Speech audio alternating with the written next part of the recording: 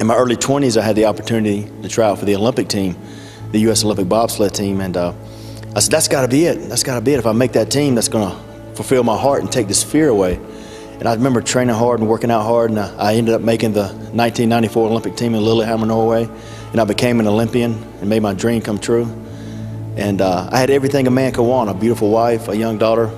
But when I came back home from the Olympics, I was still lost. I was still looking. I was still searching, thinking, what is my purpose in life? And shortly after that, I became a professional wrestler with WCW. Ric Flair actually sent me a fax to try out to be a pro wrestler. And I said, well, maybe that's it. If I become a pro wrestler, that'll take that fear away. And they signed me to a deal. I traveled all over the country as a professional wrestler. That feeling of being lost kept getting worse and worse. And I started drinking alcohol. I remember when I took that very first drink that I unleashed a dragon that was going to send me down a road of self-destruction for many years to come. I had no idea that first drink was going to do that. But at the time, that's what I thought I was looking for.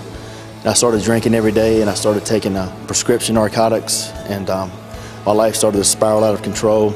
I lost my family. I lost my job as a pro wrestler. I lost my Olympic career.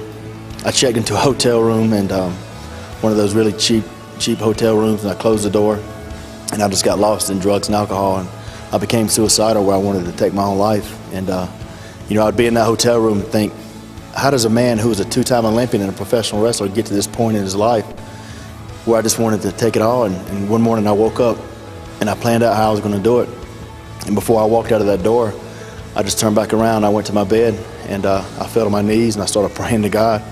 A sincere conversation with God. I never had that before. I said, you know, 3 words I never said. I said, I need help. You know, please help me. And my life started to radically change at that moment. I could feel God's love come in, and I surrendered. That was on June 28, 2003. That's the day I asked Jesus Christ to come in my life and save me. And I hadn't looked back since. I knew I was on to something new. My heart changed. My desire to please God changed. I wanted to pray. I wanted to read my Bible, and I wanted to go to church. God has opened doors for me that I never thought were possible. I get to travel all over the world with Team Impact, and of course we break bricks and break baseball bats, but most important, we tell people about Jesus, and that's something that I don't deserve. If I got what I deserved, I'd be gone a long time ago, but by the gift of grace and God's grace to me, that gift of salvation, I'm able to go across the world and spread the message of salvation, and most important about Jesus Christ. So I would encourage anybody who's going through what I did with drugs, alcohol, being lost, that feeling of hopelessness and that feeling of being self-defeated, that the answer is in Jesus. All you have to do is surrender.